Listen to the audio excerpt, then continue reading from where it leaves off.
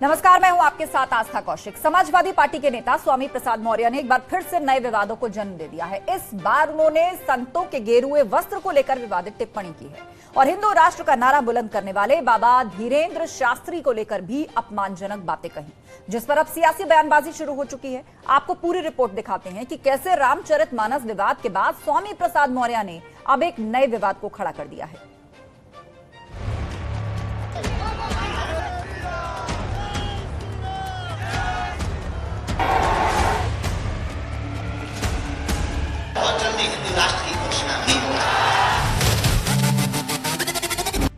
समाजवाद के नाम पर विवादों को जन्म देने वाले स्वामी ने अब मोर्चा उस बाबा के खिलाफ खोल दिया है जिसकी पूरे देश में चर्चा है, जो हिंदू राष्ट्र की अलग जगह रहा है, जिनके द्वार भक्तों की अपार भीड़ रहती है।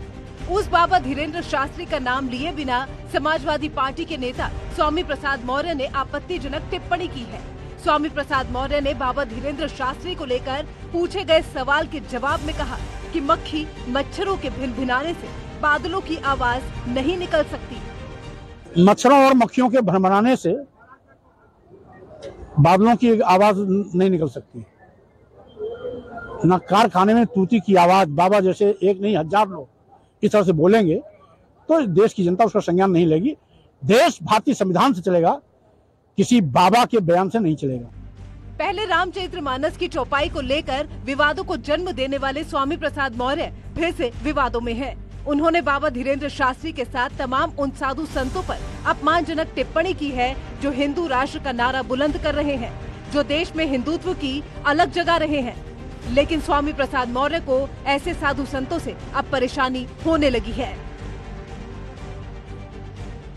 जिस तरीके से बरसात में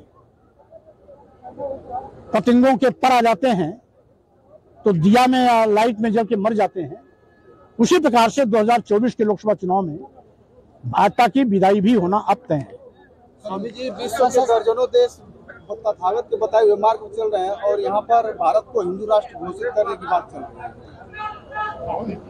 ये कभी संभव न था, न है, न आगे रहेगा। हमारा देश भारतीय संविधान से चल रहा है और भारतीय संविधान से ही चलेगा।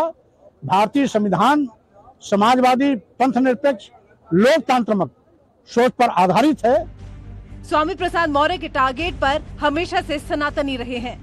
इससे पहले जब अखिलेश यादव से फ्री हैंड मिलने के बाद स्वामी प्रसाद मौर्य ने साधु संतों को लेकर टिप्पणी की थी, तब भी उन्होंने आतंकवाद जैसे शब्दों का इस्तेमाल किया था और एक बार फिर उन्होंने कुछ वैसे ही शब्द दोहराए हैं।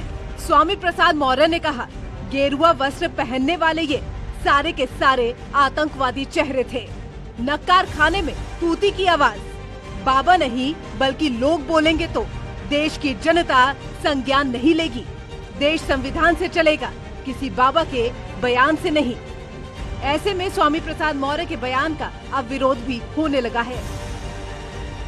श्रीमान स्वामी प्रसाद मौर्य जी वैसे तो वरिष्ठ नेता हैं, लेकिन वो या तो कहीं खुद भ्रम या संशय में है।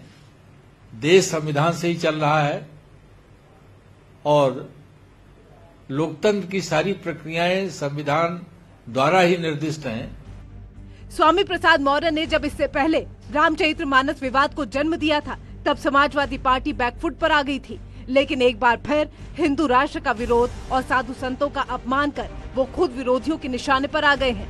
साथ ही एक बार फिर अखिलेश यादव के सर पर चिंता की लकीर खिंच गई है। लेकिन बड़ा सवाल ये है कि क्या स्वामी मौर्य ने किसी के इशारे पर ये बयान दिया है या फिर 2024 से पहले सोची समझी रणनीति है। Bureau report.